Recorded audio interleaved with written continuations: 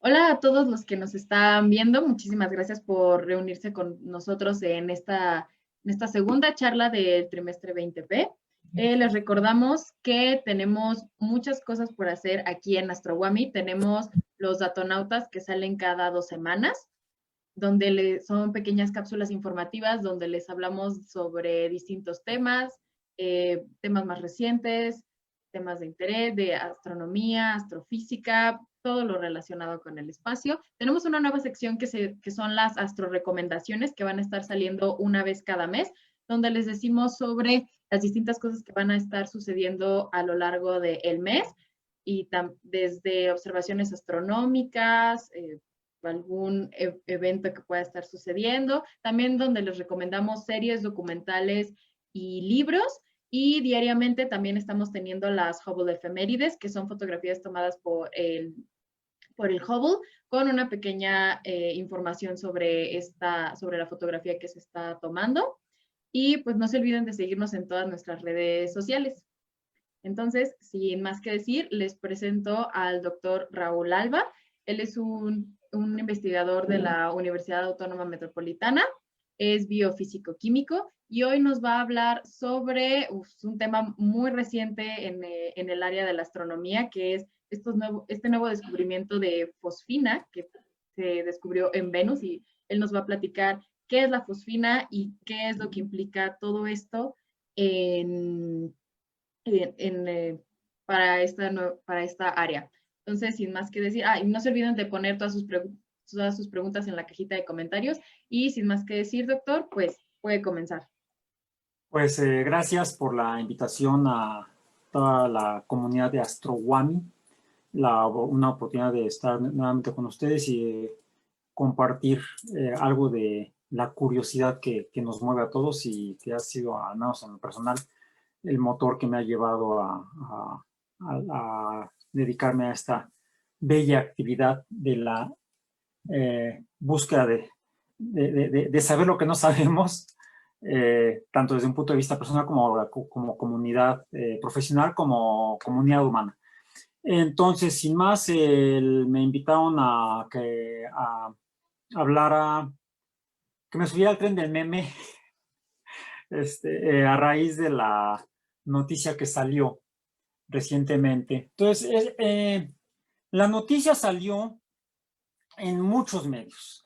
Normalmente cuando uno se dedica a la ciencia y desafortunadamente la imagen pública de la ciencia, no solamente en México, en muchos lugares, yo me atrevería a decir que si no en todo el mundo, en casi todo el mundo, es vista raro, ¿sí? Y a pesar de que esta epidemia nos ha mostrado la importancia del conocimiento científico, no es solamente una cosa para nerds o gente rara, para gente antisocial, no, al contrario, hay gente muy sociable dentro de la comunidad científica y hay gente muy antisocial dentro de la comunidad científica, porque los científicos somos humanos todos, aunque no parezcamos algunos, pero somos humanos como cualquier persona, solo que nos dedicamos a esta actividad que sí es un poquito distinta a otras actividades de mayor conocimiento público. Finalmente, cuando se hace algún descubrimiento dentro del trabajo de la comunidad científica a nivel mundial, suele salir normalmente en las secciones de noticias de revistas científicas como Nature, como Science. Si han leído la revista, estas revistas, al final de cada número viene una sección de noticias. En algunas viene en la primera parte, pero en casi todas las revistas científicas mandan su sección de noticias hasta el final. Hay aparte, esas son las revistas de investigación científica, las revistas donde los investigadores y quienes hacen investigación, no solamente los investigadores, publican sus hallazgos para compartirlos con la comunidad y dar vida a la ciencia. Hay otras publicaciones que son las de divulgación de ciencia, como National Geographic Magazine, la revista de la Sociedad Geográfica Nacional de los Estados Unidos, una revista de divulgación que tiene más de 100 años ya de haber sido publicada, de estar en publicación. Hay otras más populares recientes como Muy Interesante. Son revistas de divulgación y casi todas las revistas de divulgación también tienen una sección de noticias.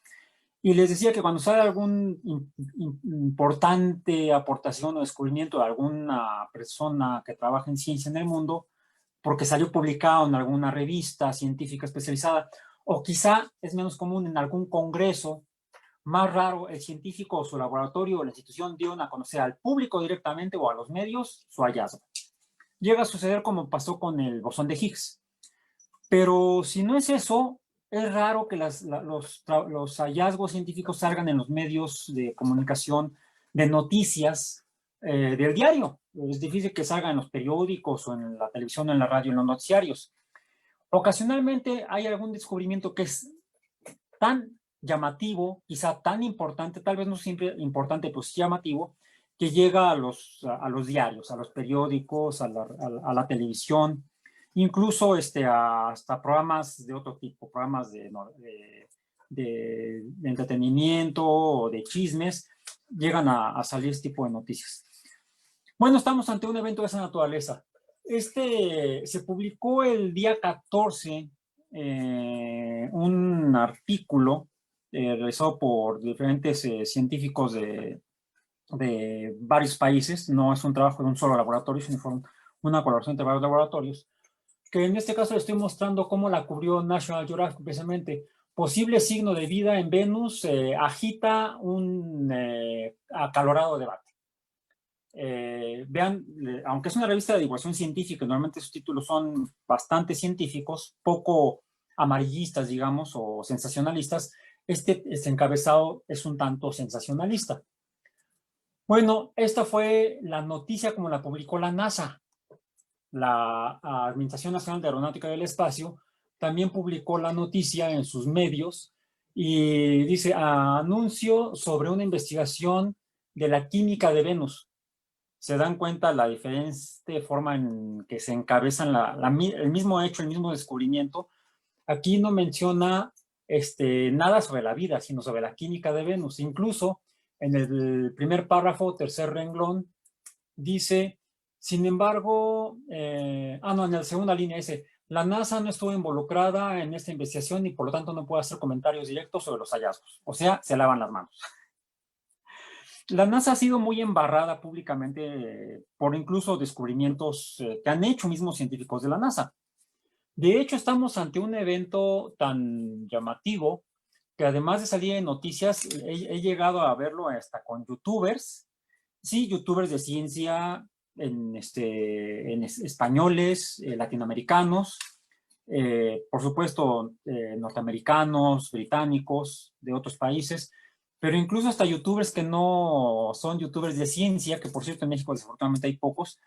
Me llamó la atención que un youtuber latinoamericano, sudamericano, Dross, algunos de ustedes lo han de conocer, también habló sobre esto en su canal de YouTube. Bastante bien tratado el tema, por cierto. A mí no me agrada mucho, pero lo hizo muy bien. En fin, esto no sucedía, y hablando, habiendo mostrado la noticia de la NASA, porque en 1996, en agosto de 1996, la NASA dio a conocer que uno de sus investigadores había encontrado en un meteorito que años antes se había hallado por los geólogos que trabajan en la NASA en el Antártico, en el Polo Sur, un meteorito de muchos que andan buscando por el mundo. Lo encontraron, lo llevaron a sus laboratorios que están en Houston, y ahí los estudian físicos, químicos, geólogos, etcétera, a ver qué encuentran, incluso para identificar de dónde provino esa roca, de qué lugar del sistema solar, o quizá de más allá del sistema solar provino esa roca. Y a partir del análisis químicos se puede saber hoy en día si vino del cinturón de asteroides o si fue de alguna manera un pedazo de roca eyectada, quizá por una colisión por algún meteorito en un planeta, y algún pedazo del planeta salió volando, salió de la órbita, alcanzó la velocidad de escape y salió de la pozo gravitacional del planeta, se convirtió en un asteroide más y finalmente puede caer en la Luna, en Júpiter o en la Tierra, que fue lo que pasó en este caso. Este meteorito cayó en el Antártico, lo recuperaron científicos de la NASA, lo llevaron a laboratorios, y en 1996, en un estudio microscópico, por microscopía electrónica, encontraron esa cosa que parece como gusano. Dijeron, bacterias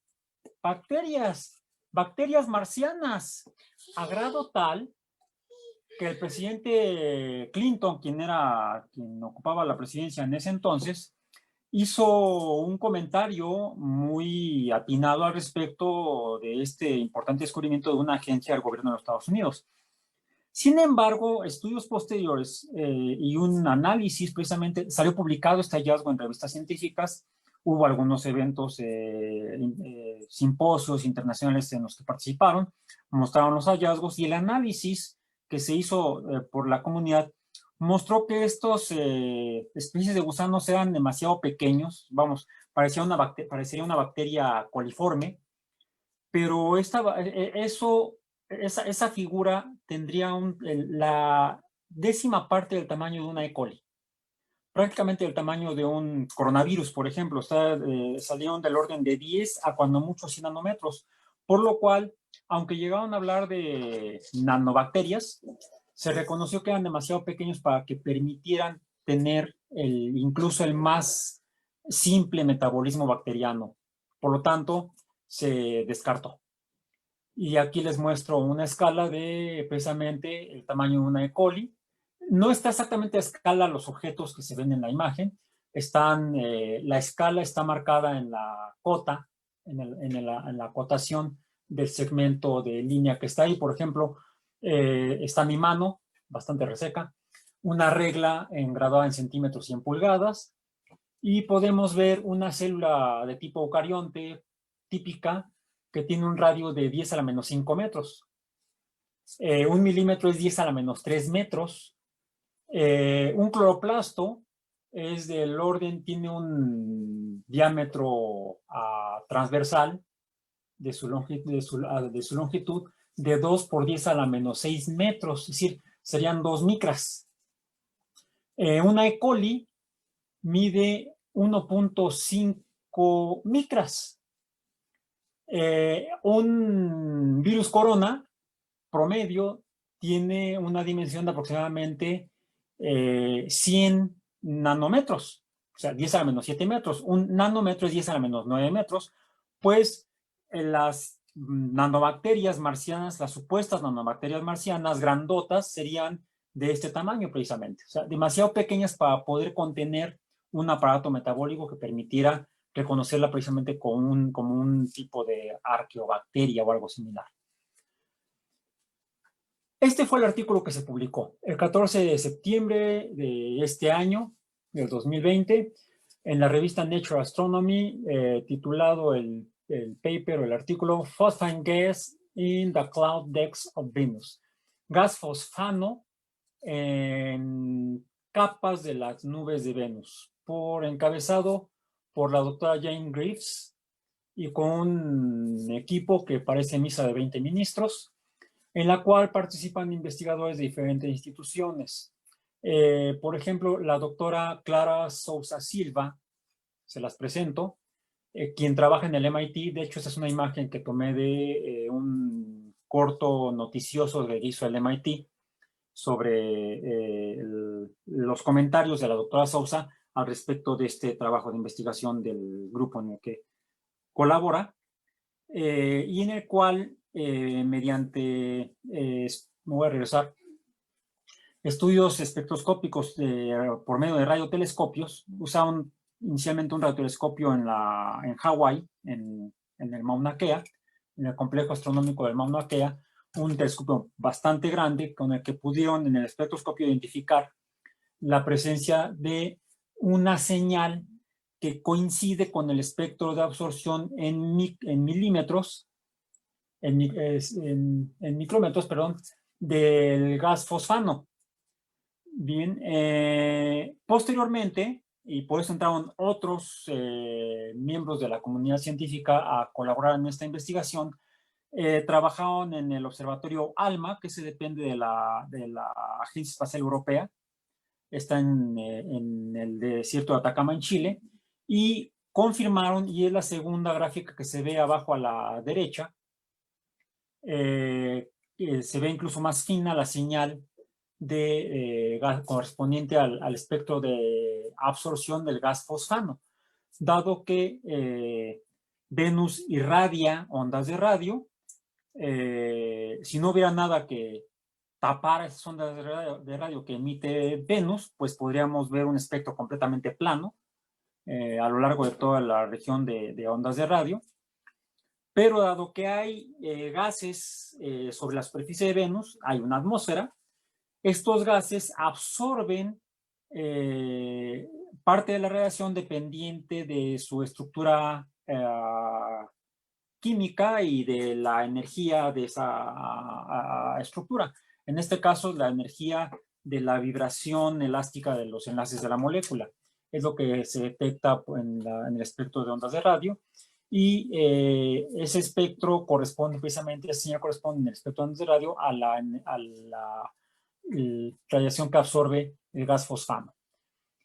Es una idea que ha trabajado mucho tiempo la doctora Sousa, e incluso el año pasado, no, este año, a principios de este año, lo que pasa es que el artículo lo enviaron el año pasado, y fue aceptado y publicado finalmente a principios de este año en el número 2 de la revista Astrobiology, un artículo titulado La fosina como una huella digital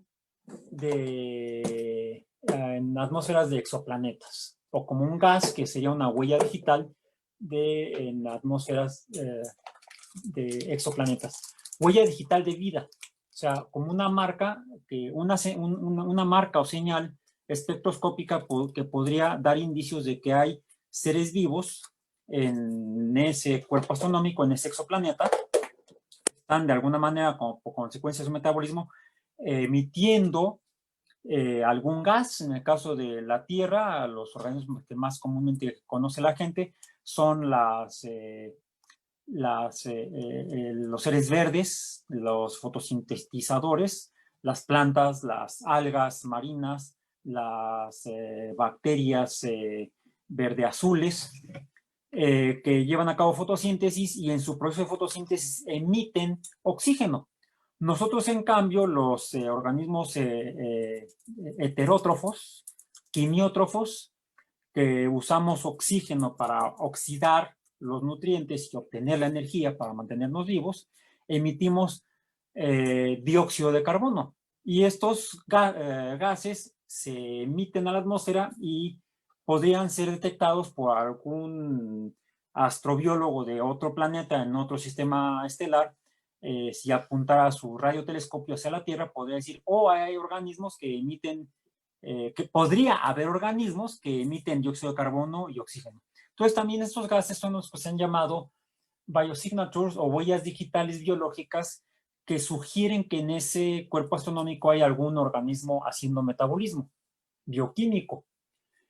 Sin embargo, no es la única causa el metabolismo de algunas bacterias que se han encontrado que en la Tierra, en sus procesos metabólicos, emiten gas fosfano, cuya fórmula es PH3. También otro nombre que recibe es fosfuro de hidrógeno, o trihidruro de fósforo, o hidrógeno fosforado. Y es el fósforo que se le pegan 3 hidrógenos, tiene 3 enlaces con hidrógenos, y por su pequeño peso molecular, en condiciones de la atmósfera de la Tierra, se comporta como un gas. Pero este no solamente puede ser producido por algunos organismos, como algunas bacterias en la Tierra, sino que puede ser producido por actividad geológica, es decir, por actividad de la parte interna de cuerpos como la Tierra. Los volcanes emiten gases diversos. Dióxido de carbono es el que más emiten, gases de azufre, dióxido de azufre, pero también emiten otros gases de fósforo, ¿sí? Pueden ser tanto fosfatos como fósforo hidrogenado, o incluso puede ser producido por reacciones químicas del fósforo catalizadas por la estrella en la cual orbita ese planeta, en este caso Venus, que orbita alrededor del Sol, y la luz del Sol podría catalizar la síntesis de gas fosfano. Es decir, hay otras explicaciones. O quizá cayó ese gas fosfano por meteoritos, fue introducido por meteoritos, porque así en los meteoritos que han caído en la Tierra no solamente se encuentran globulitos que parecen bacterias, sino que se pueden analizar su composición química y se encuentran diferentes compuestos, entre algunos de ellos residuos de lo que podrían ser algunos gases. Finalmente, esto nos lleva a preguntarnos cómo se forma la vida, y la vida pues está formada hasta donde sabemos, porque solamente conocemos un caso en el mundo, que es el caso de la Tierra. Los seres vivos todos están formados principalmente por 4 elementos químicos. Son los más abundantes en los seres vivos, no importa si son bacterias, si son plantas, si son hongos, si son vertebrados o invertebrados, o si son arqueobacterias u otros organismos. Todos están formados principalmente de manera más abundante por 4 elementos químicos. El carbono, lo vemos al lado derecho de la tabla periódica.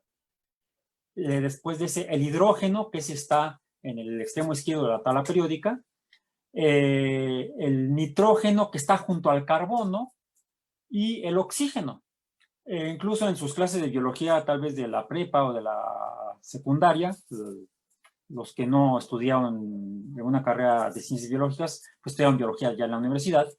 Pero los que no estudiaron biología universitaria, sino preuniversitaria, quizá en sus clases les hablaban de los chones, ¿sí?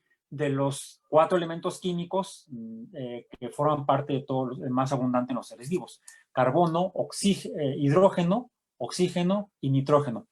Sin embargo, cuando uno estudia ciencias biológicas, biología, por ejemplo, uno entiende que no solamente son los chones, sino los chomps, porque otros 2 elementos químicos muy abundantes son el fósforo y el azufre. El fósforo es un elemento químico fundamental en el metabolismo. Por ejemplo, forma parte de los ácidos nucleicos y es el elemento químico de la moneda energética en todos los seres vivos en la Tierra, que es el trifosfato de adenosina. Así, no es raro que algunas arqueobacterias o bacterias anaeróbicas tengan metabolismos en los cuales puedan producir cambios en el fósforo contra lo que dicta la termodinámica, la segunda ley de la termodinámica, para la transformación de toda la materia en el universo. Toda la materia en el universo, curiosamente, tiende a formar compuestos químicos a partir de los elementos químicos, y en situaciones como las de la Tierra, en las cuales los seres vivos están formados por carbono, casi siempre lo que sucede en los organismos es que el carbono y otros elementos químicos también se reaccionan con oxígeno, y esto es una característica del metabolismo de los seres vivos en la Tierra. No importa si son bacterias o humanos, que somos los más recientemente aparecidos por evolución. El carbono tiende a oxidarse. Esto es, tiende a perder electrones y casi siempre a formar compuestos en los cuales se une a oxígeno. De hecho, ese era el concepto antiguo de oxidación, la unión de oxígeno a elementos químicos. Actualmente en química entendemos la oxidación como la pérdida de electrones, pero vayámonos con el concepto de oxidación.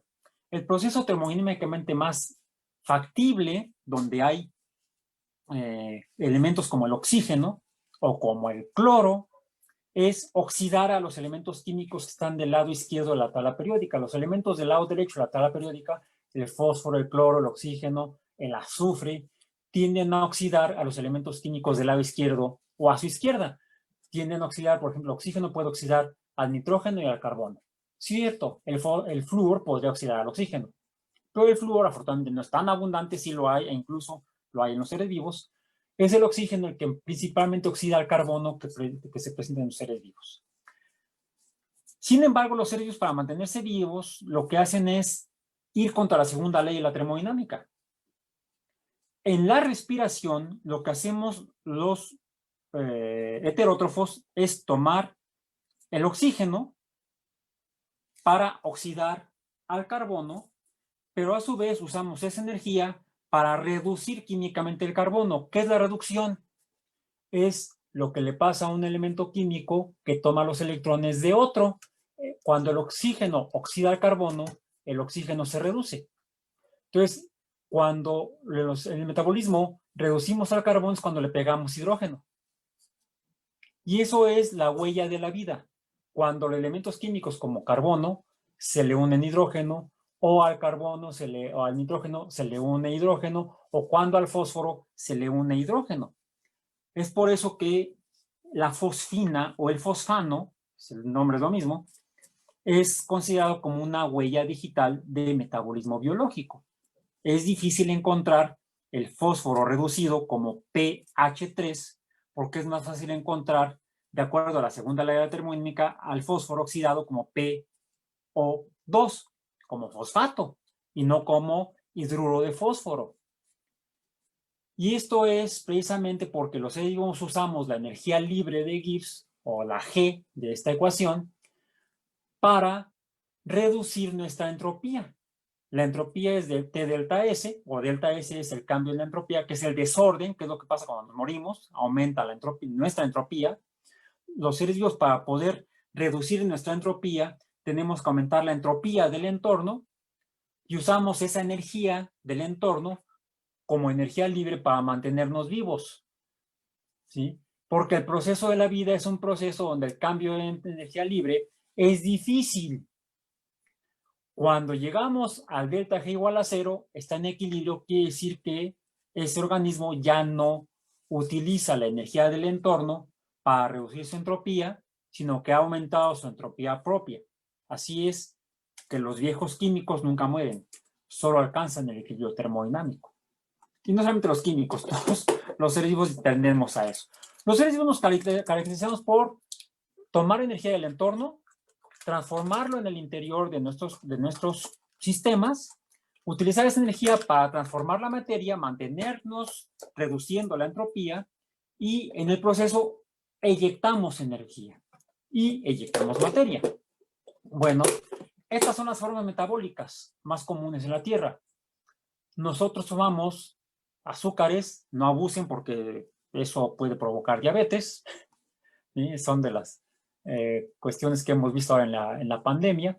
Bueno, tomamos azúcares, los oxidamos con el oxígeno de la atmósfera, transformamos al carbono, lo oxidamos a dióxido de carbono, el oxígeno, como vemos, se reduce a hidruro de oxígeno, más conocido por la gente como agua, y en el proceso obtenemos la energía para nuestro proceso metabólico. Esto es lo que hacemos los quimiótrofos o heterótrofos.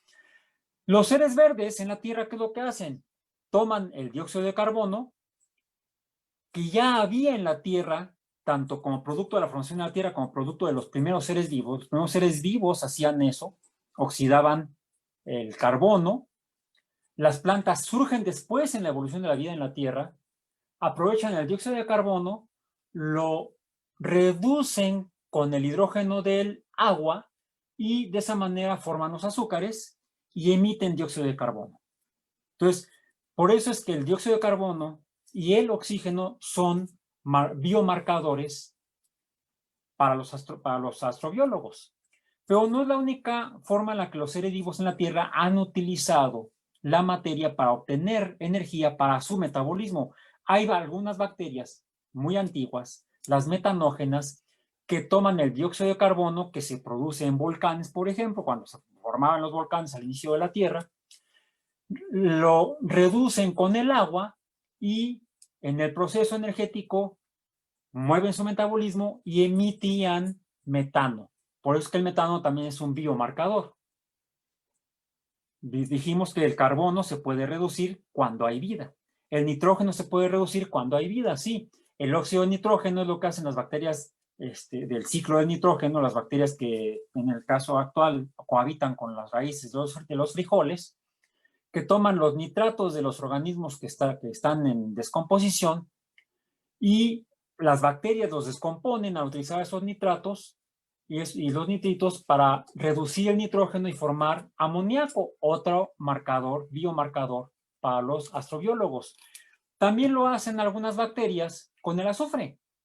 Las bacterias, de hecho, de las bacterias más antiguas, no respiraban oxígeno, sino que respiraban azufre y usaban el azufre y lo reducían a ácido sulfídrico. Pues es que las bacterias que han sobrevivido de esas antiguas, que todavía habitan, por ejemplo, en pantanos, utilizan el azufre para sus procesos metabólicos y así producen ese olor a huevo podrido.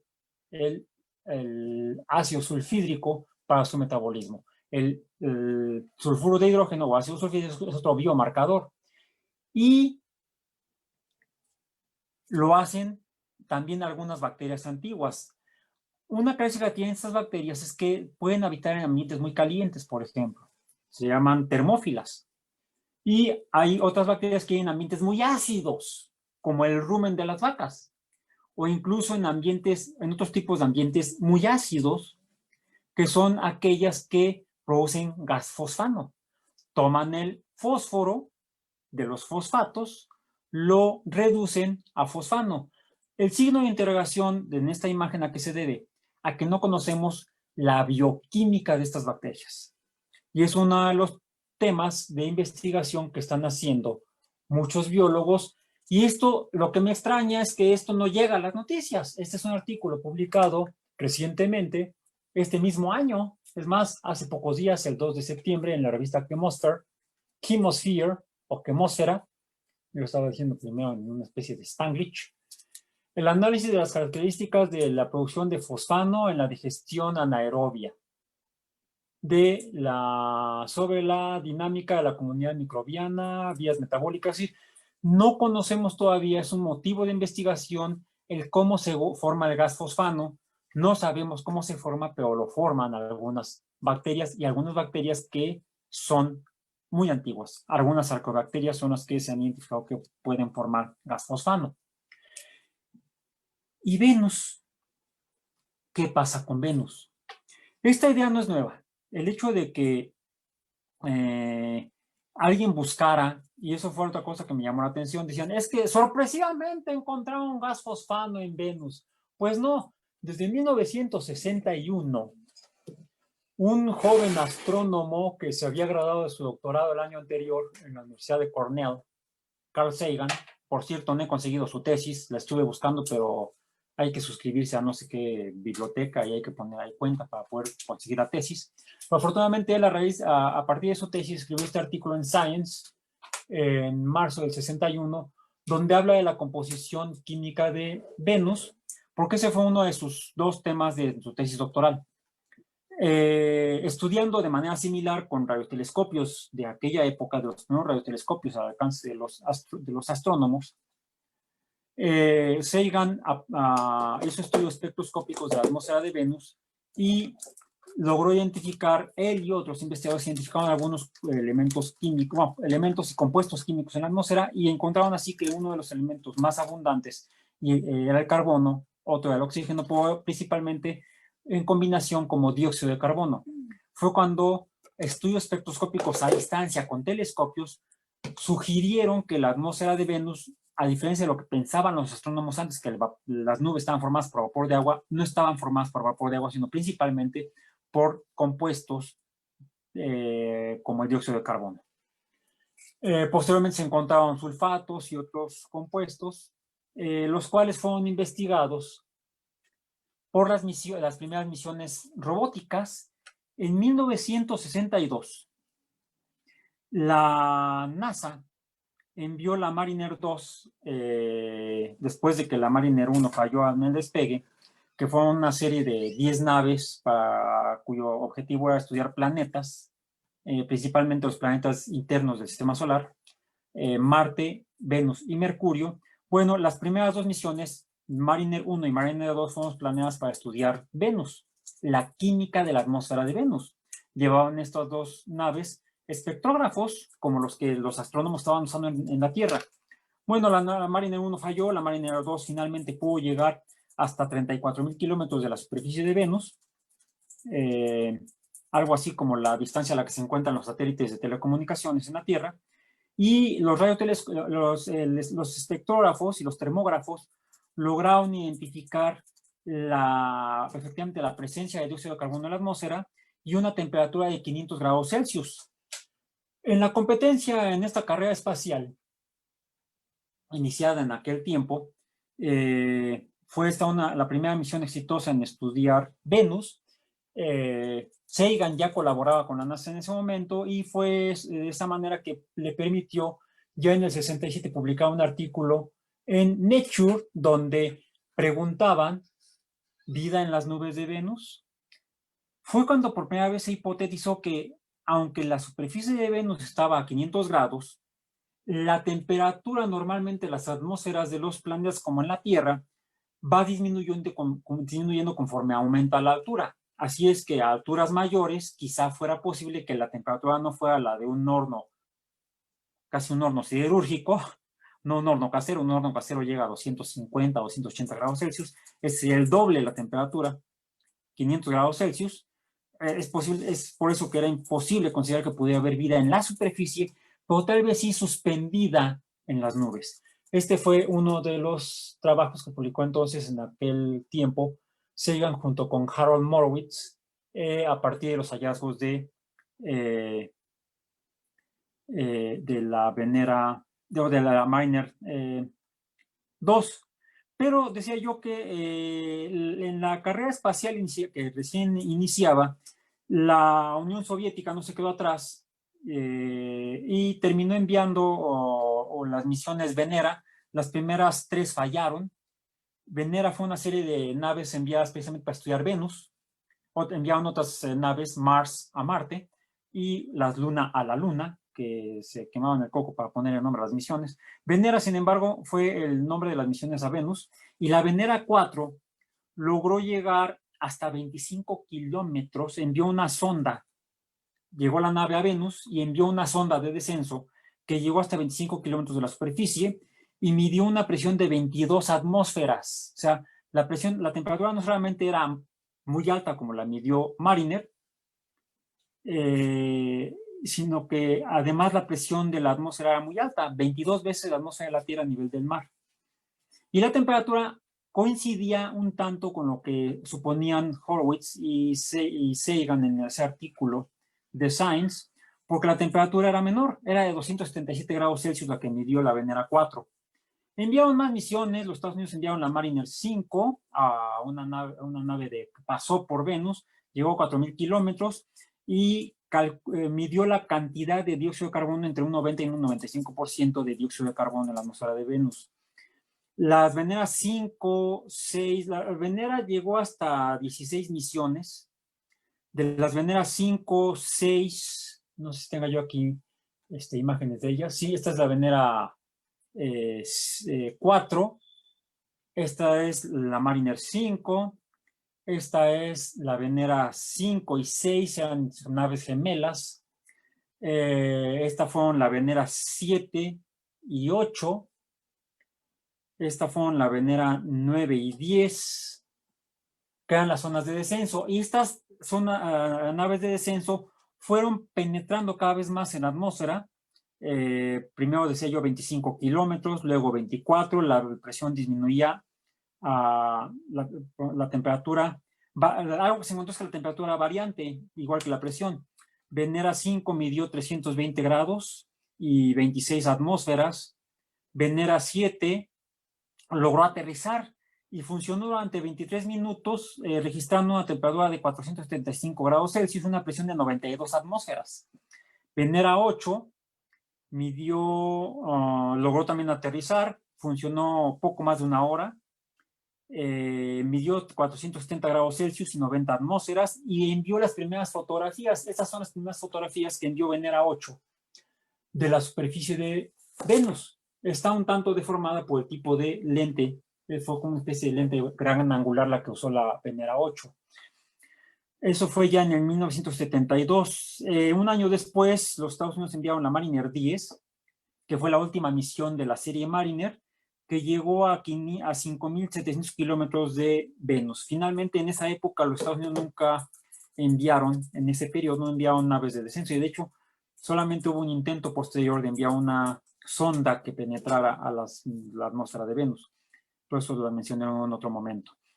Posteriormente enviaron los soviéticos. Bueno, esta es una de las fotografías a la izquierda que tomó la Mariner 10, donde se ven ya las nubes diferentes a como se ven típicamente con los telescopios en la Tierra. Se ven más homogéneas, realmente no son tan homogéneas, lo que da lugar a que sí pueda haber diferencias de temperatura a lo largo y ancho de la atmósfera, largo, ancho y alto. Y el detalle de Mariner 10 fue que llegó, incluso pasó por Venus y terminó llegando para estudiar a Mercurio, pero eso será motivo de otro estudio. Pero no solamente los Estados Unidos enviaron las sondas y la Unión Soviética enviaron naves espaciales a estudiar Venus, también hemos tenido estudios por parte de posteriores. Posteriormente los Estados Unidos enviaron a Magallanes, déjenme ver, esta es Magallanes, no, esta es no, sí, esta es Magallanes, no, déjenme ver, no, fue Vega. Vega fue una misión europea que además estudió al cometa Halley. No, mentira, fue soviética, perdón, me equivoqué. En 1984, Vega estudió a Venus, pero también coincidía con la llegada del cometa Halley, pero enviaron con Vega un globo aerostático que penetró la atmósfera y se mantuvo durante 3/4 de hora flotando a 50 kilómetros de altura. Midió 500 atmósferas de presión y 308 grados Celsius. Bien. Posteriormente, los europeos enviaron a Magallanes y más recientemente los japoneses enviaron en 2010, hace 10 años, a Katsuki. Esta imagen que ha sido muy publicitada es una imagen precisamente tomada por la nave Akatsuki, que hace estudios de radioastronomía del ambiente de Venus y fue enviada por la Agencia Espacial de Exploración Espacial Japonesa, o JAXA. Bueno, finalmente, ¿vale la pena seguir estudiando Venus después de todos estos hallazgos y el hecho de que la temperatura es muy alta? Bueno, y la temperatura en la Tierra es completamente diferente. Un detalle es que si comparamos las condiciones actuales de ambas atmósferas son muy diferentes. La atmósfera de Venus tiene altas presiones, 90 atmósferas en la superficie, 450 grados promedio en la superficie, sí disminuye un tanto con la altura, pero aún así son temperaturas extremadamente altas. Y en cambio en la Tierra es diferente. La composición atmosférica en Venus, 95% dióxido de carbono, mientras que en la Tierra el 78% es nitrógeno, y del dióxido de carbono los humanos nos hemos encargado de aumentarla. Hace 50 años era de 350 partes por millón, que son 350 gramos por litro, miligramos por litro, 350 miligramos en un litro. Actualmente la hemos elevado a más de 400 miligramos en un litro de dióxido de carbono, y eso es preocupante. Metano es una parte por millón, es decir, 1.7 miligramos por litro. Metano, el cual debería estar oxidado. Pero el metano es producido también por el rumen de las vacas, por las bacterias metanógenas, están produciendo metano. Por eso es que es un biomarcador. Y de hecho también se iba a encontrar fosfano, pero en concentraciones mucho más pequeñas que una parte por millón. Sí, de hecho está en el orden de 10 a la menos 3 partes por millón. Estamos hablando de partes por miles de millones. O sea, estaría del orden de un microgramo en un litro. Y el fosfano en Venus tampoco es tan abundante. Según los datos, está en el orden de 10.02 partes por millón. Está en el orden de miles de millones de partes por millón. Entonces, sin embargo, es fósforo reducido. Es por eso que parece, y está en la parte alta de la atmósfera. Es por eso que, y me llama la atención que este artículo no ha sido llegado a las noticias. Este artículo salió precisamente publicado en enero. No, acaba de salir recientemente. Está por salir el año que entra, 2021, no estamos viajando en el tiempo. Simplemente esto va a salir en la edición en papel en el segundo número del año que entra. Ahorita ya está en forma electrónica disponible este artículo que propone la existencia de vida microbiana en la atmósfera, rescatando la hipótesis de Sagan, que ya en la década de los 60 planteaba que la temperatura en la atmósfera de Venus a alturas suficientes podría ser suficientemente baja para que hubiera bacterias ahí. Pero hay un pequeño problema para estas hipótesis. Sí, Este artículo propone que estarían las bacterias suspendidas en capas a aproximadamente 60, entre 50 y 60 kilómetros de la superficie de Venus. Ahí estarían suspendidas. Pero debemos hacernos la pregunta, ¿cómo llegaron ahí esas bacterias? Ahí se formó la vida. Ahora sabemos que en la Tierra la vida no es igual. Estas son las condiciones en la atmósfera de la Tierra. Pero la atmósfera de la Tierra no ha sido siempre igual. La atmósfera de la Tierra ha evolucionado. Igual debe haber evolucionado la atmósfera de Venus. La vida en la Tierra surgió hace aproximadamente 3.500 millones de años, aproximadamente unos 1.000 millones de años después de que se formó la Tierra. Esto sería cómo estaría aparentemente las bacterias hipotéticas en la atmósfera de Venus en un movimiento vertical, suspendidas y en corrientes convectivas, como cuando uno hierve el agua o la leche, sube el agua caliente, la leche caliente sube, se enfría, baja, se calienta, sube, se enfría, baja. Bueno, estas corrientes de convección son comunes en las atmósferas, las tenemos en la Tierra y son las que generan los fenómenos meteorológicos y el clima en la Tierra. Estos flujos de masa movidos por flujos de calor.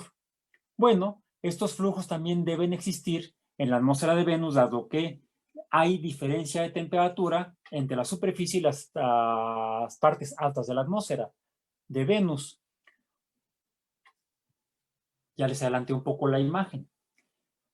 ¿Cómo llegaron a esas bacterias? Quizá en el Venus antiguo, hace 3.000 millones de años, cuando el Sol era menos caliente, las estrellas en sus inicios de vida, en el inicio de su ciclo de vida, las estrellas emiten menos energía y esta energía que en sus edades posteriores, es decir, el Sol, la radiación que ahorita recibimos del Sol, no es la misma que recibía la Tierra cuando se formó hace 4.500 millones de años. Cuando se formó la vida, la radiación solar era menos energética que la que tenemos hoy en día. Y lo mismo sucedía con Venus. Al haber menos radiación energética por parte del Sol, entonces Venus debe haber sido menos caliente y hay modelos que sugieren que incluso en la superficie de Venus pudo haber habido agua líquida. Y entonces, como hipótesis, podría haberse formado vida en la superficie de Venus. Y así como ahorita también en la atmósfera de la Tierra encontramos bacterias suspendidas, siendo movidas en los flujos y en los ciclos biogeoquímicos, la materia se calienta en la superficie por radiación solar, junto con el agua se evapora y arrastra microorganismos, y estos están flotando en el aire a diferentes alturas. Tal vez han leído sobre los osos de agua, los tardígrados, y se ha mostrado que los tardígrados se encuentran incluso a grandes alturas en la atmósfera. ¿Cómo llegaron ahí? Pues en estas corrientes convectivas de vapor de agua. Lo mismo pudo haber sucedido en Venus, pero estas son hipótesis. Aún así, en el fondo de Venus, en la superficie, la presión es de 90 atmósferas. O sea, es como estar a 9.000 metros de profundidad en los océanos en la Tierra. Y en la década de los 70 se encontró que en investigaciones oceanográficas frente a las costas de California, un mini submarino del Instituto de Investigaciones Oceanográficas en Monterrey, en California, encontró a 4.500 metros de profundidad, es decir, a 45 atmósferas de presión, ecosistemas completos, movidos por la energía de calor que surge de fallas geológicas y que incluso emite dióxido de carbono y otros compuestos orgánicos, compuestos minerales, junto de compuestos de carbono, compuestos de azufre, compuestos de hierro, compuestos de fósforo, que surgen de la corteza terrestre, y estos son los nutrientes iniciales para generar ecosistemas a 45 atmósferas de presión en los océanos. y a 300 grados Celsius. ¿El agua está por arriba de la temperatura de ebullición? Sí, por la temperatura de ebullición a presión de una atmósfera. Como la ebullición, es decir, el paso del líquido a gas de la materia depende de la presión, esto lo estudiamos en la fisicoquímica, en la termodinámica. Si vemos lo que llamamos en fisicoquímica los diagramas de fases, ahí graficamos la presión contra la temperatura y vemos cómo la temperatura de ebullición depende de la presión. A grandes presiones ambientales, la temperatura de ebullición aumenta, es decir, la materia se puede conservar en fase líquida a temperaturas mayores. Es decir, a 45 atmósferas el agua es líquida y a pesar de encontrarse por arriba de los 100 grados Celsius. Bueno, en esos ambientes que están por arriba de los 200 grados Celsius, hay organismos, no solamente microorganismos, no solamente hay bacterias, las cuales vienen a partir de azufre, de fósforo, de hierro. Hay otras bacterias que oxidan el hierro, son las que se están comiendo el Titanic, por ejemplo, reducen el hierro, perdón. Usan el óxido de hierro del casco de los barcos hundidos y lo reducen a hidruro de hierro, como parte de su metabolismo, obtienen la energía para mantenerse vivos. Bueno, lo mismo sucede en estas pozas hidrotermales, es como se llaman. Pues esto nos da esperanza de que pudiera haber vida en ambientes en los cuales hace 30 años, bueno, 40 años ya, no suponíamos que habría vida en la Tierra. Este es un diagrama que muestra cómo están los flujos químicos en esas pozas hidrotermales descubiertas a partir de 1973 frente a las costas de California, y se han encontrado no solamente en ese lugar ya, sino en otros océanos en la Tierra, incluso a profundidades mayores, profundidades hasta de 5 o 6 mil metros. Estamos hablando ya de presiones de 50 a 60 atmósferas. Así, entonces, resulta que podemos ampliar nuestra visión de la vida en el sistema solar y estamos considerando la posibilidad de otros elementos químicos que muevan otros metabolismos. Pero ahora llegó el momento del destructor de ilusiones. Y ya entrando al final de nuestra charla. Es posible, y es otra de las hipótesis que maneja este grupo que hizo la publicación hace ya 4 días sobre el gas fosfano, pues también el gas fosfano o el fosfano en forma de gas se puede producir por catálisis estelar como parte de las reacciones que se dan en el polvo interestelar, al menos en la galaxia de la vida del sistema solar. Pero debemos considerar, pensando en vida, que lo que en astrología se llama la zona habitable es aquella zona en la cual es factible encontrar agua líquida. Sabemos que hay agua líquida en la Tierra, producto de que la radiación solar emite la suficiente cantidad de energía para que en la superficie de la Tierra, con la presión que tenemos ahorita por la atmósfera actual, presión de una atmósfera del agua se encuentre en fase líquida y dé lugar a reacciones químicas que den lugar al metabolismo biológico. Hay una gradiente intervalo, vamos a decir, de valores de temperatura alrededor de la estrella, en la cual es suficiente, dependiendo de la presión del lugar, en el cual sería factible que hubiera agua líquida. Y el límite está en Venus, el límite interno de este radio de zona habitable está en Venus precisamente. Lo que permite sugerir que sí, es buena hipótesis sugerir que pudo haber vida en Venus cuando Venus se formó al inicio y la energía radiante era menor. Solo que cambios geológicos tal vez, atmosféricos tal vez, o incluso biológicos tal vez, dio lugar a que el clima en Venus cambiara a grado tal que la temperatura hace hoy en día prácticamente imposible o muy difícil que hubiera vida en la superficie de Venus.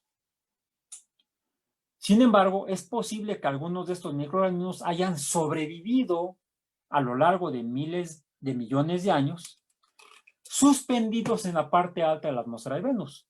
Podemos mantener esa como el límite mínimo del radio de la zona habitable alrededor de nuestro Sol. Hay un radio máximo donde la energía del Sol es suficiente para que pudiera calentar el hielo, fundirlo y tener agua líquida siempre que la presión ambiental sea suficiente. Y eso coincide con la órbita de Marte. El problema de Marte es que su atmósfera es demasiado liviana, digamos poco densa, tiene el 1% de la densidad de la atmósfera de la Tierra. Y además, el 90% de la composición es dióxido de carbono. Por lo cual, siguiendo el diagrama de fases, si hay agua en la superficie de Marte, esta agua, dada la baja radiación solar, hace que la temperatura esté en el orden de menos 70 grados Celsius y a esa temperatura el agua es sólida, es hielo. Sin embargo, aunque hubiera suficiente cantidad de energía térmica que pudiera aumentar la temperatura del agua, en esas condiciones de presión atmosférica, el agua pasa directamente de sólido a gas. El fenómeno se llama sublimación. El agua el agua sólida, el hielo, no se derrite. Se gasifica o se sublima, lo que hace difícil, más no imposible, que a la presión actual de 0.1 atmósferas haya agua líquida en Venus. Entonces, en Marte, perdón, en Marte. Eso mataría las ilusiones de buscar vida en Marte.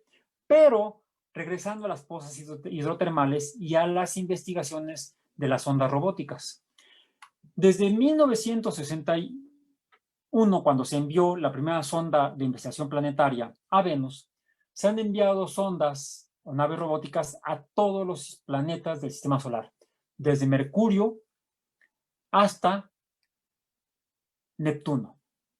Hablando de planetas, ya a Plutón lo desclasificaron y ahora es un planeta enano, aunque ya también se envió una sonda robótica a Plutón, y eso podríamos hablar en otra ocasión. Todos esos planetas han sido estudiados por sondas robóticas, principalmente de los Estados Unidos, de la Administración Nacional de Aeronáutica y del Espacio, de la NASA. Y una de ellas en particular, aquella que tomó esta fotografía hoy, este mismo día, pero en 1977, la Voyager 1, encontró que al menos 3 de los satélites galileanos de Júpiter tienen agua en su superficie, agua sólida, pero recientemente, en los últimos 10 años, estudios con el Hubble, con el telescopio Hubble, han mostrado que hay evidencia de que puede haber agua líquida debajo de esa cubierta de hielo sólido, de agua de hielo, en la corteza de Europa, Ganimedes y Calisto. ¿Cómo es posible que haya esa agua líquida a pesar de que está más allá de la zona habitable? Es decir, más allá del lugar al que llega suficiente radiación solar para que derrita el hielo. Bueno, recordemos que en el interior de los planetas y también de los grandes satélites del sistema solar hay fuentes de calor. Hay fuentes de calor principalmente por elementos radioactivos que en su decaimiento radioactivo emiten calor, que podrían estar fundiendo la parte interior del agua que se encuentra en la parte interior de estos 3 satélites. Y también se ha encontrado en Enceladus, al menos en este satélite de Saturno. Entonces, esto nos extiende la zona habitable en el sistema solar. Pero quiero terminar con una frase, un párrafo de que a partir de esta fotografía tomó esa misma nave, Voyager 1, en 1992. La Tierra es el único mundo hasta donde sabemos que hay vida. En ningún otro lugar, al menos en el futuro cercano, al cual podríamos visitar, existe. Visitar tal vez sí, establecernos aún no. Nos guste o no, la Tierra es el único lugar en el que hoy podemos vivir. Gracias. Muchísimas gracias, doctor. Estuvo muy interesante su plática. Yo la disfruté muchísimo. Y bueno, con su permiso, pasamos a las preguntas que tenemos, que hubo aquí una persona en particular que nos hizo muchas preguntas. Entonces, Federico Minchaca San Juan nos hizo varias preguntas. La primera es, ¿qué otras vías de síntesis de fosfano en altas concentraciones existen vía abiótica? Pues naturales. En la Tierra se ha identificado como un producto de geoquímico. De hecho, es uno de los N gases que se pueden detectar en emisiones de tipo volcánico. Se tienen identificados de azufre, por ejemplo, se emiten, lo más común es encontrar óxidos de azufre, sulfatos, en las emisiones volcánicas. También óxidos de fósforo son los más comunes. Por la termodinámica es a lo que inclina a las reacciones de oxidación, pero hay trazas de hidruros de azufre, vamos a decir ácido sulfídrico, que llega a salir en esa mezcla de gases que salen de las fuentes vamos a decir, geológicas, porque ya no solamente debemos hablar de volcanes, están las pozas hidrotermales que les mostré, que son como microvolcanes, porque finalmente es material que viene por debajo de la corteza, calentado por las altas temperaturas en las diferentes capas que forman que existen a lo largo del radio terrestre. Por cierto, lo que sale es solamente de la última capita de magma, de hecho se llama magma, cuando sale del volcán ya le cambiamos el nombre a lava, y junto con la roca fundida, pasada de sólido a semilíquido, salen muchos gases. Sale dióxido de carbono, principalmente, sale, decía yo, óxido de azufre, óxido de fósforo, pero salen trazas de estos mismos elementos químicos reducidos. Y sí se ha identificado gas fosfano, pero no en grandes concentraciones. Es por eso que uno de los argumentos, si leen el artículo del grupo, este grupo multiinstitucional, publicado hace 4 días, dije yo, porque hace 4 días, mencionan que hicieron un estudio de hipotético del cuál sería la concentración de gas fosfano en esa parte de las nubes de Venus si fuera producido, por ejemplo, por la acción volcánica que ya se ha detectado en Venus. De hecho, entre los últimos artículos que se han publicado en los últimos 10 años en revistas de corte astrofísico o astronómico, hay varios artículos que hablan de actividad volcánica en Venus. Entonces, usando este dato como antecedente, hicieron un modelo teórico de cuál sería la concentración de fosfano a esa altura de la atmósfera de Venus y lo comparan con el medido por ellos y no coincide. Entonces, para ellos es un dato muy alentador para suponer que esa diferencia solamente es explicable por metabolismo microbiano. Por cierto, un saludo a Federico, exalumno de la UAM. De hecho, nos puso que es ex-UAMero. Así es. Experimental. Muy buena pregunta. Y sí, podría ser de origen volcánico, pero algo que es notable es que seguimos sabiendo más de la Tierra, porque es el planeta que más hemos estudiado, y de ahí luego el planeta más estudiado es Marte, no Venus. De Venus hay mucho por estudiar. Entonces, es una de las conclusiones a las que llegan, más allá de los hallazgos, vamos a decir, experimentales, de los hallazgos instrumentales, es un hallazgo de tipo filosófico, una conclusión de tipo filosófico, perdón. Tienes conclusiones disciplinarias astrobiológicas. Pero tienen unas conclusiones, redactan algunas conclusiones tipo filosófico en el artículo, donde dicen que esto es una motivación para invertir en nuevos proyectos, incluso en posibles misiones robóticas, porque las últimas misiones de descenso a Venus, les mencionaba yo, fueron las de Venera en 1984, todavía de la Unión Soviética. La Federación Rusa no ha vuelto a explorar Venus, y los Estados Unidos enviaron 2 sondas que enviaron solamente datos de la atmósfera, no llegaron a la superficie. Y las misiones europeas y japonesa solamente son orbitales. Entonces no ha habido nuevas misiones de descenso o intentos de descenso en Venus. No así en Marte, donde los europeos han intentado al menos 2, que yo recuerde ahorita. Las 2 han fracasado, desafortunadamente. No es fácil aterrizar en Marte por lo delgado de la atmósfera. Los soviéticos fallaron varias veces, intentos de descenso. Hubo una que existe, tuvieron el dato de que saben que la sonda llegó viva a la superficie porque transmitió durante 20 segundos y luego se apagó. Entonces logró aterrizar, pero ya hubo alguna falla electrónica probablemente que terminó la misión. Fuera de esa, los únicos que han aterrizado misiones exitosas en Marte son los Estados Unidos. Y no ha vuelto a haber misiones de exploración de robótica en la superficie de Venus. Entonces, este es un motivo, y ya, aunque inicialmente la NASA en sus comentarios, como lo mostré al principio, como que se lavaron las manos, dijeron, no, nosotros no lo hicimos, pregúntenles a ellos. Sí, los astrobiólogos de la NASA junto con los directores de misiones están empezando a discutir esta como una posible motivación para repensar el enviar sondas de descenso a Venus.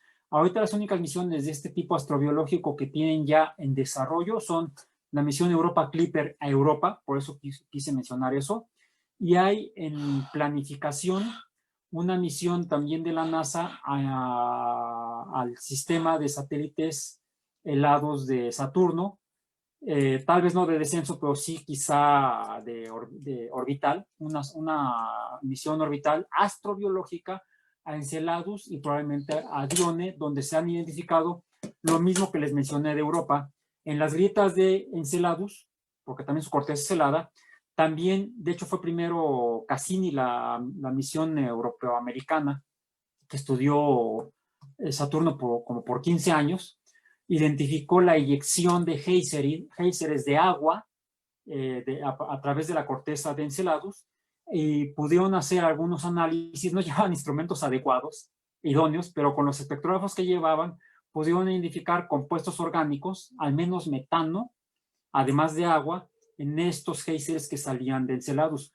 Por eso estos tipos de hallazgos dan motivación para convencer a los patrocinadores, en este caso a los gobiernos, para meterle dinero a misiones científicas de tipo astrobiológico. Entonces ahorita la NASA tiene ya, les digo, la Europa Clipper para Europa, y en planificación una misión a Saturno. A Venus no había habido intenciones desde hace 15 años por lo menos, donde hubo algunas propuestas y se cancelaron, y quizá esto motive a misiones ya sean nacionales o internacionales.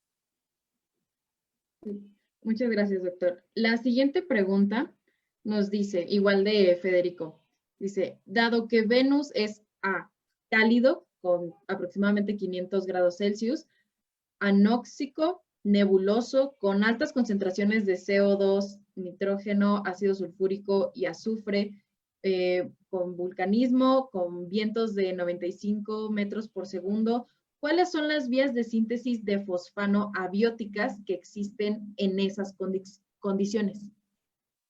Es difícil pensar en algunas vías abióticas, y es por eso que sigue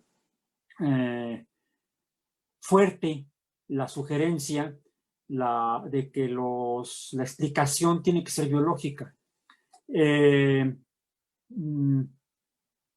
Les digo, el detalle es que, por supuesto, estamos hablando de Venus hoy.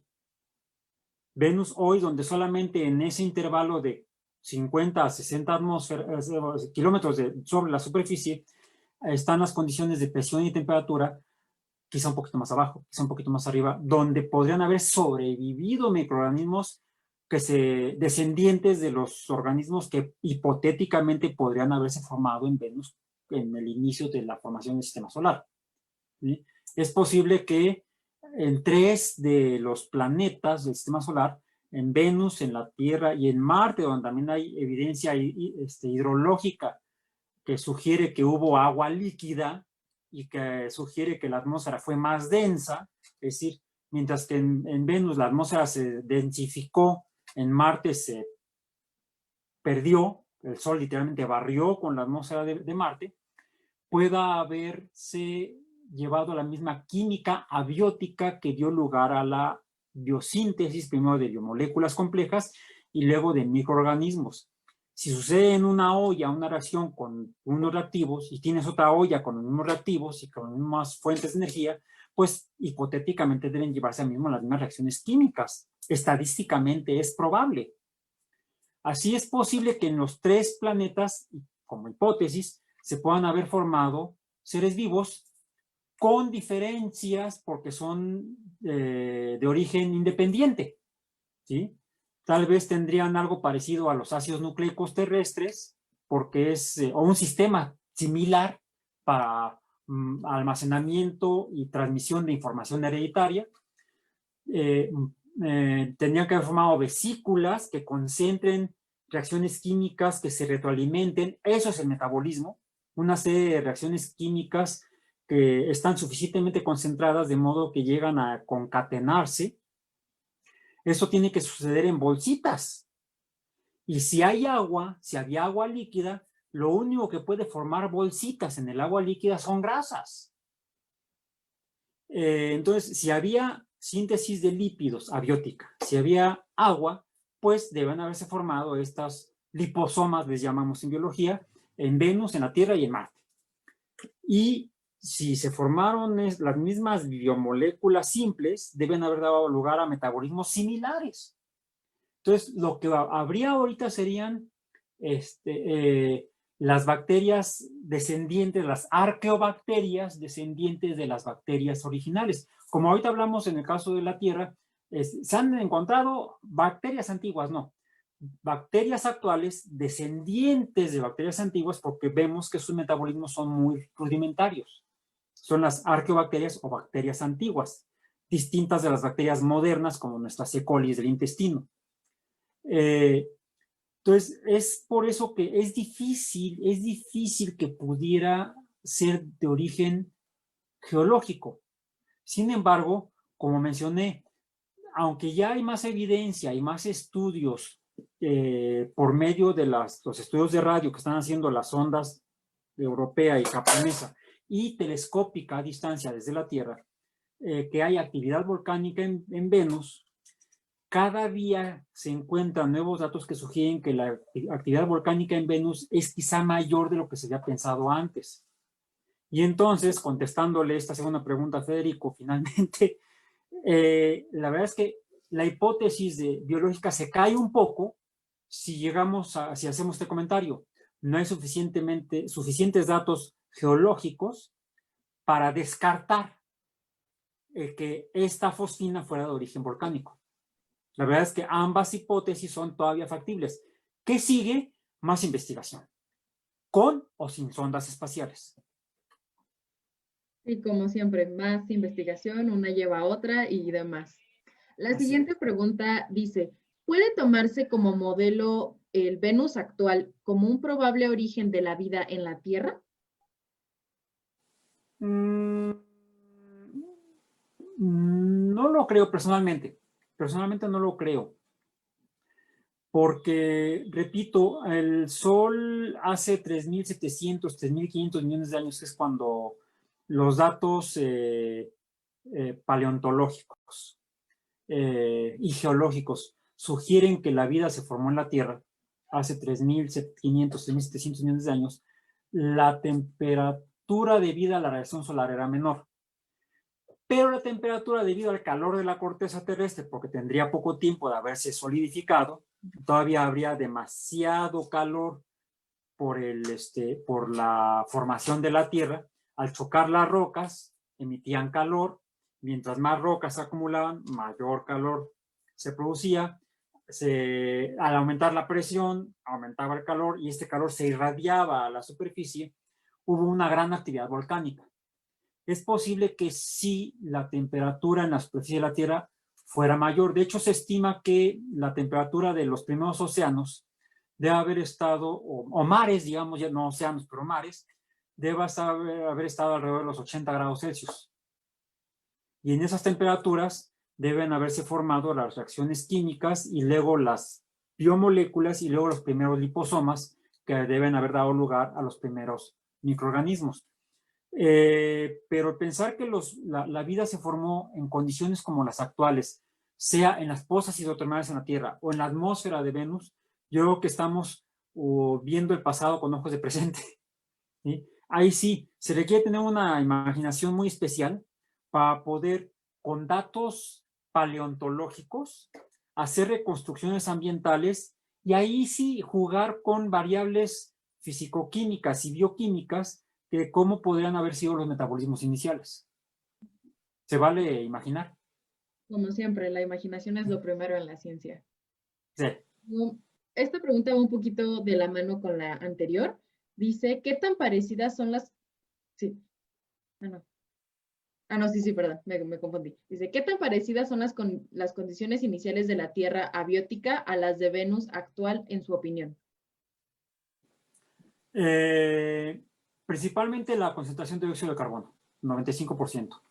Aunque el modelo de Oparin-Haldane ya ha sido superado, el modelo Oparin-Haldane original de la década de los 20 sugería una atmósfera primaria de la Tierra altamente reductora, principalmente debido a la presencia de helio e hidrógeno, pues estos se volaron a pesar de la masa de la Tierra, del orden de octillones de toneladas, el pozo gravitacional no es suficientemente grande para retenerlos y solamente quedaron remanentes de hidrógeno y helio atrapados debajo de la corteza. Y lo deben haber quedado en la atmósfera primaria, pues gases ligeros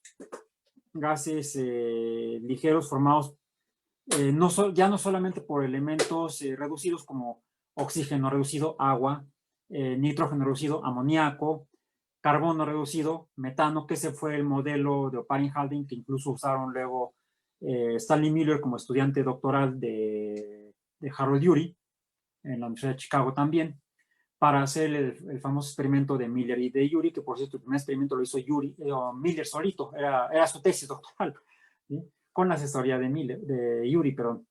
Stanley Miller usó el modelo de Oparin-Haldane para hacer su experimento, pero evidencia geológica actual sugiere que había concentraciones no despreciables de dióxido de carbono, por ejemplo, y de otros elementos químicos oxidados, gaseosos.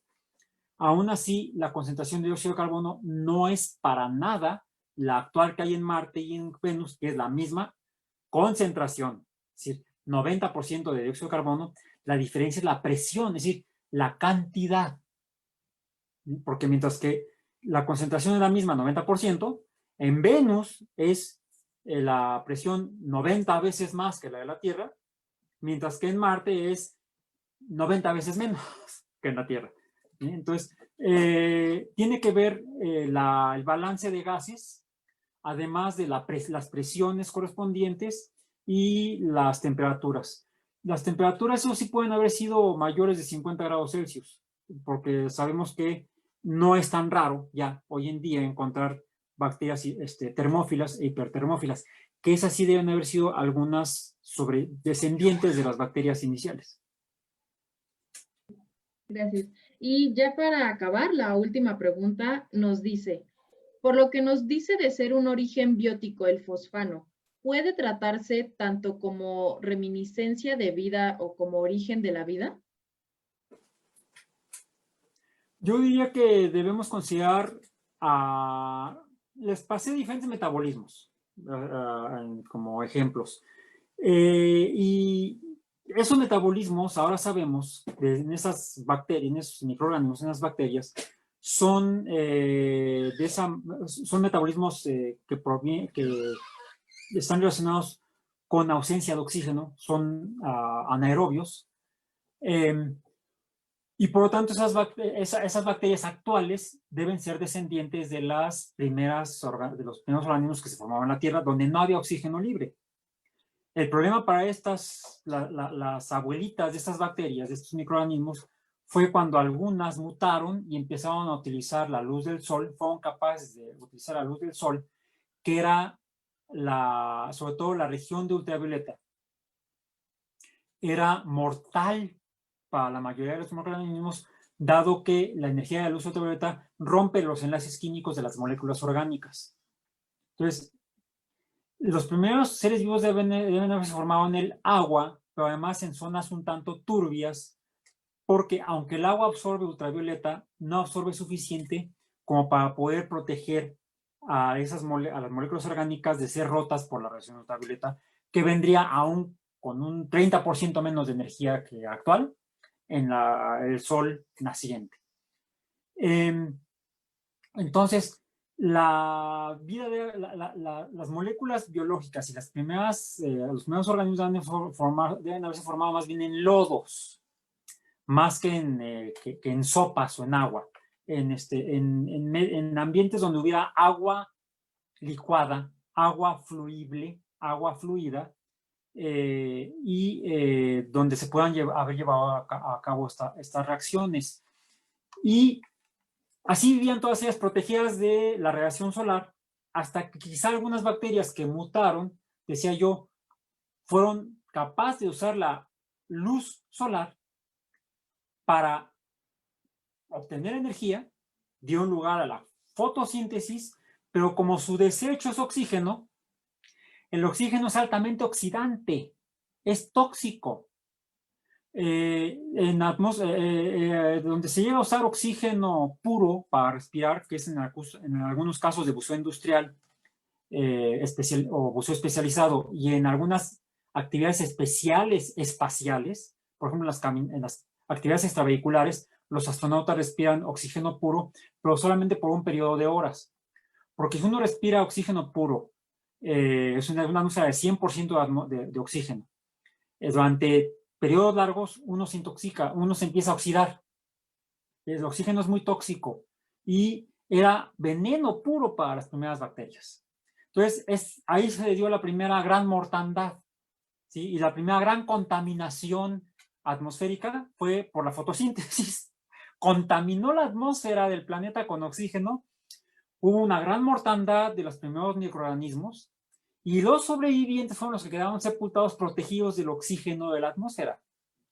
Hasta que algunas otras bacterias que quizá ya usaban oxígeno o azufre mutaron y fueron más eficientes en usar el oxígeno como fuente de metabolismo, fue que nacieron nuestros tatarabuelos, de ellos descendemos, dio lugar al metabolismo heterotrófico basado en oxígeno. Entonces, la búsqueda de la vida en el universo, la búsqueda que deben hacer los astrobiólogos, más probable no es buscando atmósferas en las cuales el biomarcador sea oxígeno, sino que los biomarcadores sean moléculas reducidas, pequeñas, como metano, fosfano, y quizá algunos como ácido sulfídrico. Básicamente eso, porque será la forma en la que encontraremos más probablemente vida, porque recordemos que cuando vemos no hacia Venus o hacia Marte, sino más allá del sistema solar, que es lo que principalmente están motivados muchos astrobiólogos en estudiar exoplanetas, recordemos que cuando vemos a lo lejos en el universo o en la galaxia, estamos viendo hacia el pasado. Entonces, cuando descubrimos exoplanetas, por decir algo, a 100 años luz de distancia, estamos descubriendo exoplanetas que estamos viendo cómo eran hace 100 años, no ahorita. Y si están a 10,000 años luz de distancia, quiere decir que los estamos viendo como eran hace 10,000 años. Y si los estuviéramos viendo del otro lado de la galaxia a 100,000 años luz de distancia, estaremos viendo a los exoplanetas como eran hace 100,000 años. Entonces, debemos buscar los biomarcadores del que existirían en ese momento de la evolución de los planetas alrededor de sus estrellas. Tenemos que ser más cuidadosos en la búsqueda de biomarcadores, en la investigación astrobiológica. Incluso en la Tierra, creo que debemos ser más colaboradores y aprovechar las instancias, así como este proyecto fue el que da lugar a este meme, a este tren de memes en Internet, de buscar fosfano. Ya todo el mundo habla del fosfano. Decía que hasta Dross habla del fosfano. Busquemos colaboraciones no solamente entre universidades mexicanas, sino como colaboraciones con universidades de otros países y con otras agencias espaciales. La NASA tal vez empiece a planear misiones a Venus, quizá de la mano de los japoneses, quizá con colaboración alemana. ¿Por qué no aprovechar que tenemos una agencia espacial mexicana?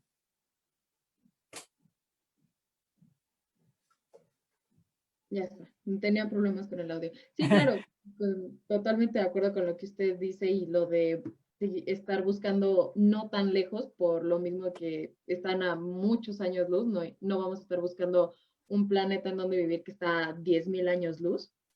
Y ahora sí, ya para acabar, nos llegó una última pregunta en lo que respondía, ya para terminar todo esto. Juan Lagos Pulido nos pregunta, ¿las concentraciones de fosfano en Venus son óptimas para que esta hipótesis de origen biótico siga siendo viable?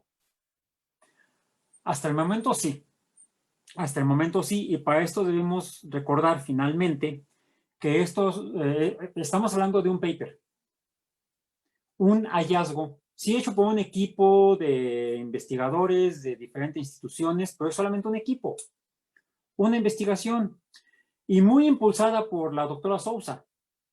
Me recuerda a otra colega mexicana, la doctora Valeria Sousa, astrobióloga mexicana que trabaja en la FNAM, en la Facultad de Ciencias. El punto es este. Se me fue el avión re feo. ¿Cuál era la pregunta? Sí, era de las concentraciones de fosfano en Venus, ¿son óptimas para que esta hipótesis de origen biótico siga siendo viable?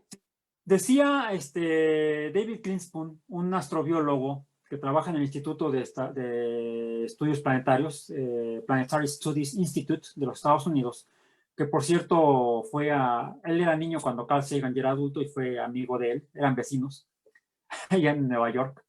Y casualmente él tal vez no casualmente, quizá por eso estudió una carrera científica y actualmente es doctor en astrobiología.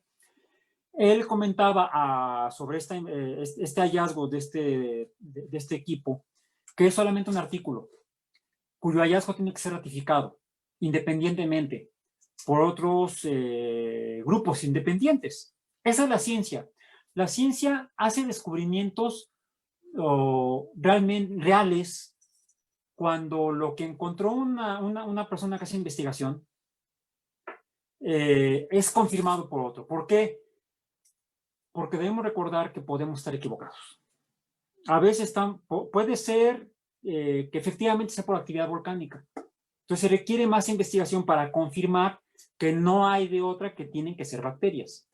Quizá la investigación más pronta que pueda darle mayor fortaleza a la hipótesis que plantean estos investigadores o descartarla es la más pronta sea la que den las actuales misiones y las actuales investigaciones telescópicas, radiotelescópicas de Venus enfocadas en la actividad volcánica.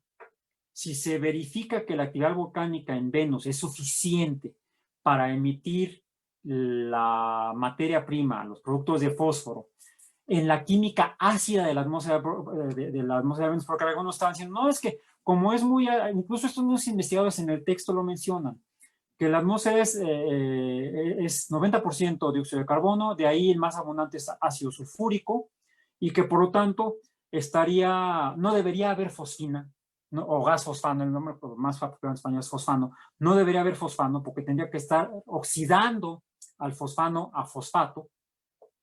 Y entonces tiene que haber algo que lo está reconstituyendo al fosfano a la concentración que la encontraron. Un dato químico del fosfano, que es PH3 o H3P en fórmula química inorgánica. H3P nos dice que es una sustancia ácida y sí es muy ácida.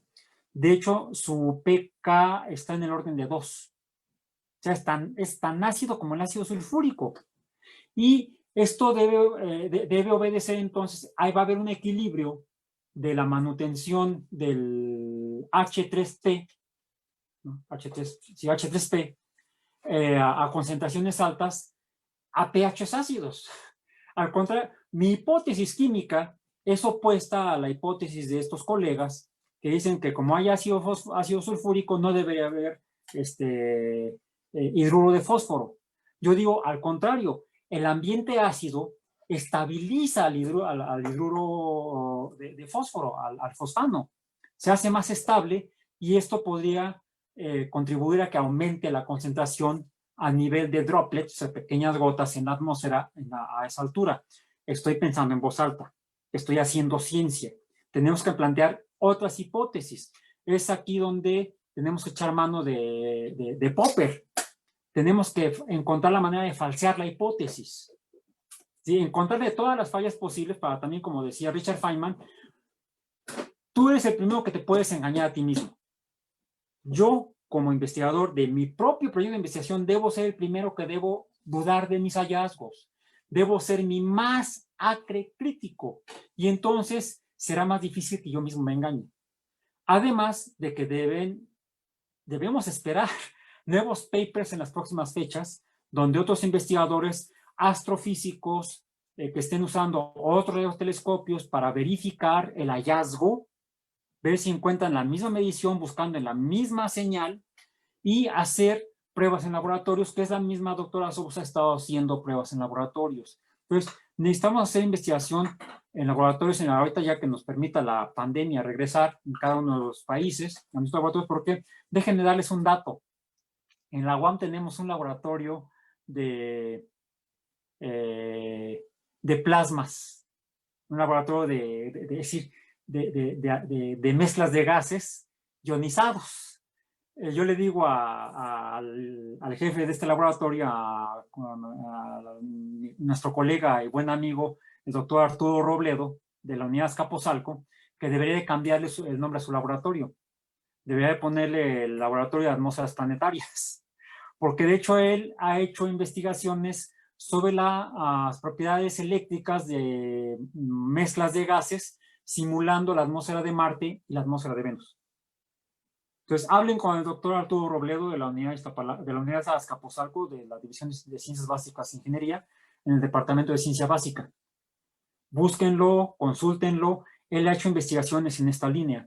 Y piensen, si están en la licenciatura, en sus proyectos de investigación terminales, pues podría ser esa una línea de investigación que puedan tomar, fueran de CBI, de CBS o de Ciencias Naturales, Ingeniería de Azcapotzalco, o para su proyecto terminal, o si están iniciando su posgrado, sea maestría o doctorado, pues ¿por qué no pensar en esto como tema de tesis? Ya tenemos un laboratorio en la UAM, nada más que esperemos llegar a semáforo verde para poder regresar a ellos, ¿no? Muy interesante, doctor. Entonces, anotado, Arturo Robledo. Creo Arturo, que División de Ciencias Básicas e Ingeniería, Departamento de Ciencia Básica. yo creo que a muchos de nosotros todavía estudiantes nos serviría muchísimo. Entonces, Pues, muchísimas gracias, doctor, por darnos esta plática muy interesante. A todos ustedes por vernos, a todos los astroaficionados y no tan astroaficionados también. No se olviden de darnos like, de seguirnos en absolutamente todas nuestras redes sociales. Estén al pendiente de nuestras publicaciones y para quienes se andan preguntando en los comentarios, todas las pláticas en vivo se suben tanto a Facebook como en YouTube. Entonces, pues like, manita arriba, comenten todo. Y muchísimas gracias por vernos. Muchísimas gracias, doctor. Que la fuerza nos acompañe.